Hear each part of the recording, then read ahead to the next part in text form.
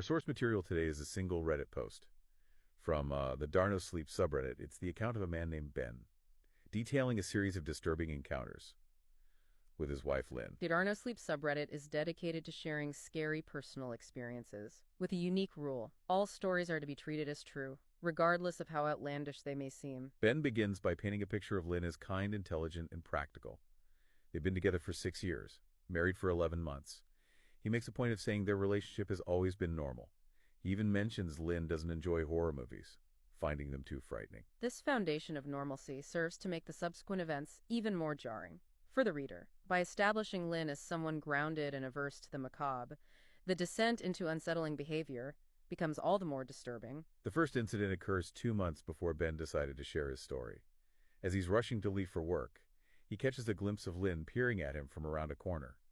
Only her eyes and a strand of hair are visible. The act of peeking in itself is inherently unsettling. It suggests a hidden observer, a disruption of expected social dynamics, a breach of trust within the supposedly safe confines of the home. Jen, initially startled, trying to laugh it off. He even called her a weirdo as he leaves, thinking she's trying to engage with his own interest in horror. This is a common reaction to unsettling behavior, particularly from loved ones. We seek familiar explanations, downplaying the event to maintain a sense of order and control. 3 days later, the situation escalates. At 2 a.m., Ben goes downstairs for a drink, overcome with a feeling of being watched. He glances down to see Lynn peering up at him from under the kitchen island. This time there's something undeniably unsettling about her appearance. She's grinning broadly, eyes wide and unblinking. The time of night, the unexpected position. Under the furniture, and most significantly, that unnerving grin contribute to a heightened sense of fear and unease. There's an almost animalistic quality to her behavior, as Ben describes her scrambling away on all fours after he screams. Ben is genuinely frightened, but again attempts to rationalize Lynn's actions. He checks on her in bed, wondering if she's pretending to be asleep or waiting to jump out and startle him. The next morning, he confronts her about it, trying to keep things light. Lynn pretends not to know what he's talking about, then bursts into laughter. This reaction, while seemingly dismissive, is a classic example of gas-holding. By denying the event and treating it as a joke, Lynn effectively invalidates Ben's experience and forces him to question his own perception of reality. Despite his unease, Ben continues to search for a benign explanation. He wants to believe this is just Lynn being silly, perhaps a misguided attempt to share his love of horror, even if it's a bit creepy. This is indicative of the internal conflict Ben is experiencing. He loves Lynn and wants to believe the best of her, but her actions are becoming increasingly difficult to explain away. The peeking incidents continue, and Lynn finds new, even more disturbing hiding places. Ben finds her peering out from inside his grandmother's old trunk at the foot of their bed, wearing that same unnerving grin. When he asks her why she's doing this, Lynn simply closes the lid, shutting herself inside. The trunk, a repository for old memories, and perhaps family secrets, becomes symbolic here. It represents the unknown and unsettling aspects of Lynn's behavior. Her silence only adds to the mystery and Ben's growing sense of dread. 2 weeks later, while watching a movie, Ben mentions he hasn't seen Lynn peeking lately. Lynn's response is chilling. Maybe I've just gotten better at it, she says. This seemingly offhand comment introduces a new layer of paranoia. It suggests that Lynn is not only aware of Ben's discomfort, but might even be deriving pleasure from it. This plants a seed of doubt, making the listener question whether this is truly harmless fun or something more sinister. Ben, though outwardly dismissing it as a joke, can't shake the feeling of being constantly watched. He starts checking behind furniture and doorways, jumping at every unexpected noise. He's losing his sense of ease and security in his own home. This growing paranoia is a natural reaction to the violation of personal space and the disruption of established norms within the home. Ben's safe haven is becoming unpredictable, potentially dangerous, and this loss of control is deeply unsettling. After a few weeks of quiet, Ben starts to believe the worst is over. He couldn't have been more wrong. One evening, while Ben is out with a friend, Ben takes a shower. As he's washing his hair, he's overcome by that now familiar feeling of being watched. This is a pivotal moment in the story. After a period of seeming normalcy, the tension is ratcheted up, setting the stage for a truly terrifying encounter. The vulnerability of being naked and exposed in the shower heightens the sense of dread. He opens his eyes to see Lynn peering at him from behind the shower curtain. Her head and neck are contorted at an unnatural angle, face stretched into a grotesque grin. Her eyes are wide and red, makeup running down her cheeks. He describes her entire appearance as unsettling and deranged. The stark contrast between the loving wife Ben knows and this distorted, almost monstrous figure peering at him from the shower is a classic element of psychological horror. It speaks to a deep-seated fear of the familiar becoming strange and threatening. He screams and Lynn slowly withdraws her head, the bathroom door slamming shut behind her. The slamming door amplifies the feeling of being trapped, further isolating Ben in his terror. The silence that follows is just as unnerving as the horrifying image that preceded it. Terrified Ben locks himself in the bathroom. For over an hour, he hears a muffled sound at the door and imagines Lynn standing there giggling at her cruel prank. The psychological torture is amplified by the unknown. Ben is left to grapple with his fear, his imagination conjuring up even more horrifying possibilities than the reality of Lynn's actions. He eventually works up the courage to check out of the door, but sees nothing. As he's about to open it, he hears a faint moan coming from the closet. He slowly turns to see Lynn peeking out from behind the door, her eyes wide, her mouth agape, in a horrifying smile. She had been in the closet the entire time. This detail adds a layer of premeditation to Lynn's actions. It's no longer a spontaneous prank, but a deliberate orchestration of Ben's fear, suggesting a level of awareness and control that is deeply unsettling. At this point, Ben's flight response kicks in. He runs from the house, barefoot and still in his boxers, driving straight to his brother's house 40 minutes away. He ignores Lynn's calls and texts, desperate to escape the nightmare unfolding in his own home. Ben's flight marks a significant shift in the narrative. He's no longer attempting to rationalize or downplay his fear. He's acknowledging the reality of the situation, seeking refuge and support from his family. He is fleeing from something he no longer recognizes, something that has invaded his life, and twisted it into a horrifying spectacle. He tries to sleep on his brother's couch, but is haunted by the image of Lynn's face peering from the closet. He is beginning to think something is seriously wrong with his wife. This inability to escape the trauma, even in a supposedly safe environment, speaks to the depth of Ben's fear and the insidious nature of the events that have transpired. The horror has followed him, invaded his thoughts, and taken root in his mind. Ben's brother Chris attempts to get him to open up about what's going on. Ben, however, avoids giving specifics, still wrestling with the realization that his own encouragement for Lynn to be more playful has led to this. As he considers calling Lynn and demanding an explanation, that familiar feeling of being watched returns. This feeling of being watched, initially dismissed as paranoia, now becomes a recurring motif, highlighting the erosion of Ben's sense of safety and the pervasiveness of the unseen threat. It's a classic horror trope that plays on our primal fear of the unknown and the unseen. He turns to see Lynn staring in through the window, beside the couch, face pressed against the glass drool running down her chin, and that same unsettling grin plastered across her face. Lynn's appearance here, the drool, the contorted grin, goes beyond mere creepiness. It borders on the grotesque, tapping into a visceral fear of bodily distortion and the loss of human control. Ben pounds on the window, yelling at Lynn to go home. She doesn't react, her expression unchanged, until she notices Chris and his wife coming down the stairs. As if sensing their approach, she vanishes. This detail suggests a level of awareness and calculation on Lynn's part. Adding a chilling layer to her behavior, it implies she is not simply acting on impulse, but is consciously choosing to torment Ben, while avoiding detection by others. Ben attempts to explain what happened, but his brother and sister-in-law are skeptical. We chalk it up to a bad dream or stress. But Ben knows better. He's exhausted, frightened, and increasingly convinced that something is terribly wrong. The disbelief of Ben's family, our common theme in horror narratives, serves to isolate him further, amplifying his feelings of helplessness. He is alone in his knowledge of the true horror, unfolding, unable to convince others of the danger he perceives. He receives a barrage of texts from Lynn, all expressing love and concern, urging him to come home.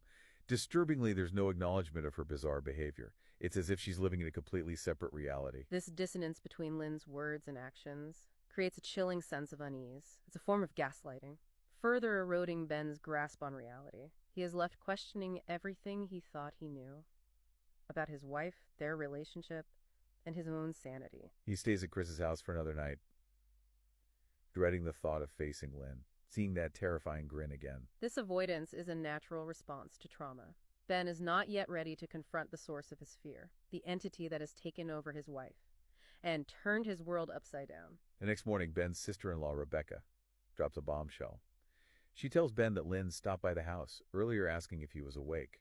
Rebecca didn't see her car. This revelation is chilling on multiple levels. It confirms Lynn's awareness of Ben's whereabouts, even when he believes himself to be safe. The lack of a car raises questions about how she got there, hinting at something beyond the realm of ordinary explanation. Feeling completely helpless, Ben decides to reach out to Lynn's mother, Marianne.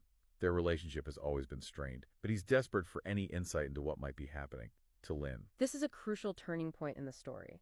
Ben is acknowledging his inability to cope with the situation alone.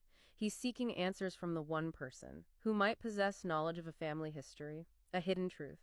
That could explain Lynn's terrifying transformation. The phone call with Marianne is tense and unsettling. She's cold and dismissive, refusing to acknowledge Ben's concerns about Lynn's mental state. Before hanging up, she offers a single piece of cryptic advice: seek professional help. Ben clings to those words, sensing a hidden meaning, a suggestion that something more than medical intervention might be necessary. The vagueness of Marianne's advice, coupled with her reluctance to engage with Ben's concerns, fuels the sense of mystery and impending doom. The phrase professional help takes on a sinister undertone, hinting at forces beyond the scope of conventional medicine. Ben spends another night at Chris's, tormented by nightmares and the growing feeling that he's trapped in a waking horror movie. He decides to return home, accompanied by Chris, hoping to convince Lynn to seek help, even if it means involuntary commitment. This decision is a testament to Ben's love for Lynn and his desperate hope that he can salvage their relationship, bring his wife back from the brink. It also highlights his growing realization that he must confront the situation head-on, regardless of the potential consequences. They arrive at the house to find the front door ajar. The stench of rot permeates the air. These details immediately establish an atmosphere of dread and foreboding. The open door suggests a violation, a breach of the sanctuary of the home. The foul odor hints at decay, a corruption that goes beyond the physical, seeding into the very foundation of their lives. The house is eerily quiet and dark. They move cautiously from room to room, calling Lynn's name. They find nothing until they reach the staircase. One of Ben and Lynn's wedding photos has been smashed, the glass shattered on the steps. The destruction of the wedding photo is symbolic of the shattering of their relationship and the life they built together. It represents the irreversible damage inflicted by Lynn's transformation and the encroaching darkness that threatens to consume them both. They check the spare bedroom, then the bathroom. Ben's fear mounting with each step. The bathroom is untouched, as if frozen in time, since the night he fled. Chris suggests Ben pack some clothes and they'll come back another day. But then, in their bedroom closet, Ben makes a horrifying discovery: a collection of at least a dozen eyeballs, meticulously arranged in pairs, some large, some tiny, all staring blankly into the darkness. The discovery of the eyeballs is a visceral shock, a grotesque tableau that shatters any remaining hope of a rational explanation. It confirms Ben's worst fears about Lynn's mental state, thrusting him into a realm of unimaginable horror. Revolted, Ben slams the closet door shut. The stench of decay is thick in the air. Chris, pale and shaken, urges him to leave. Chris's reaction, a man who initially doubted Ben's account, underscores the objective horror of the situation. The discovery of the eyeballs transcends mere individual perception. It's a tangible manifestation of the evil that has taken hold. As they turn to go, Chris freezes, eyes widening in terror. Ben feels a chill run down his spine, that now familiar prickling sensation of being watched. This shared experience of dread binds Ben and Chris together, confirming that the threat is real and immediate. The unseen presence that has haunted Ben is now making itself known to others, escalating the tension and foreshadowing the inevitable confrontation. Ben slowly scans the room, his gaze drawn to the space beneath the bed. They're curled on her side, eyes wide, a terrifying grin on her face. Is Lynn. She's covered in blood, her fingers clutching a shard of glass. The image of Lynn hiding under the bed, a place of supposed safety and intimacy, transforms it into a den of horror. her blood-soaked appearance and the shard of glass in her hand signal a shift from unsettling behavior to outright violence, marking a point of no return for Ben. Torn between fear and a desperate desire to help his wife, Ben approaches cautiously, trying to speak to her calmly. He tells Lynn he loves her, wants to help, but if he reaches out to her, she lunges, slashing at him with the glass. This attack shatters any remaining illusion that Ben can reason with Lynn or appeal to the woman he once knew. The entity controlling her has fully taken over, transforming her into a weapon of aggression and terror. Ben stumbles back, his arm bleeding. Chris yells from behind him, and Lynn's focus shifts. Her grin disappears, replaced by a snarl, her eyes fixed on Chris with predatory intent. This sudden shift in Lynn's target highlights the indiscriminate nature of the threat. It's no longer just about Ben. Anyone who enters her domain is now in danger. The creature inhabiting Lynn is driven by a primal urge to protect its territory and eliminate any perceived threats. Ben, realizing the immediate danger, pushes Chris towards the stairs, yelling for him to run. Ben's selfless act, prioritizing his brother's safety over his own, is a powerful testament to his courage. And love, he is finally accepting the horrifying reality. Lynn is gone, replaced by something monstrous that must be escaped at all costs. Lynn scrambles out from under the bed, still clutching the glass shard.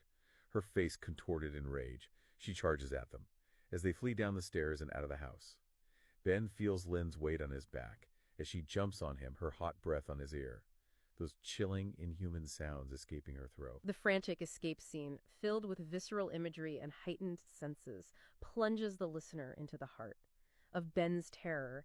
The creature's pursuit is relentless, its presence inescapable, pushing Ben and Chris to the limits of their endurance. He throws her off, and they make it to the car, speeding away as Chris calls the police.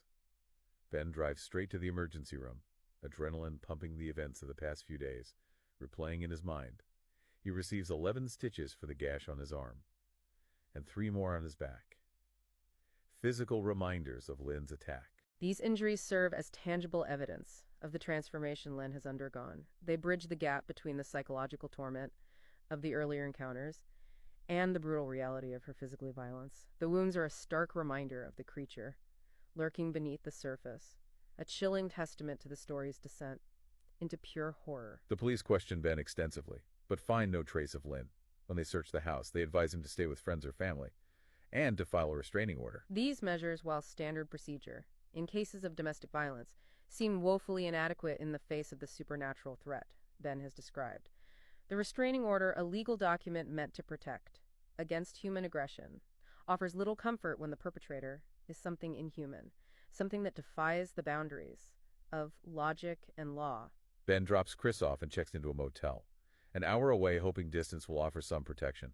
However, as he sits alone in the room, a text arrives from an unknown number. This moment is the culmination of the mounting dread and tension that has permeated the entire story. The isolation of the motel room, the vulnerability of Ben's emotional state, and the sudden intrusion of the unknown create an atmosphere of palpable fear. The text reads, "I found you." It's accompanied by a grainy photo of an eye. Ben recognizes it instantly as Lynn's. The message is chilling. In its simplicity, it confirms that Lynn, or whatever entity has taken control of her, possesses an uncanny ability to track Ben's movements. The photo of the eye is particularly disturbing, suggesting a violation of identity, a sense that Lynn is no longer herself, but a vessel for something else, something monstrous that is watching and waiting. And that's where the Reddit post ends. We're left with a cascade of unanswered questions. The abrupt ending, without resolution or explanation, is a hallmark of effective horror. It leaves the reader suspended in a state of unsettling ambiguity, forced to confront the lingering fear and the chilling implications of the events that have transpired. The unanswered questions are more terrifying than any neat conclusion could ever be. What happened to Lynn? What is the nature of the force controlling her? What does her mother know? And why did she warn Ben to seek professional help? The story offers no easy answers, forcing us to grapple with the unknown, to confront the possibility that some things defy rational explanation. It leaves us questioning the nature of reality, the fragility of identity, and the lurking darkness that may exist, just beyond the boundaries of our perception. This story, though presented as fiction, on a subreddit dedicated to scary tales, resonates because it taps into primal fears, the fear of losing control, the fear of the familiar becoming strange and threatening, the fear of the unknown lurking beneath the surface of everyday life. The story's power lies in its ability to blur the lines between the mundane and the horrific, to transform the everyday into a source of terror. It reminds us that even in the most ordinary of lives, darkness can lurk in unexpected places. It makes us question what might be hiding in the shadows, what might be watching us, even now, with a chilling grin and wide, unblinking eyes. Thanks for joining me for this deep dive. Until next time.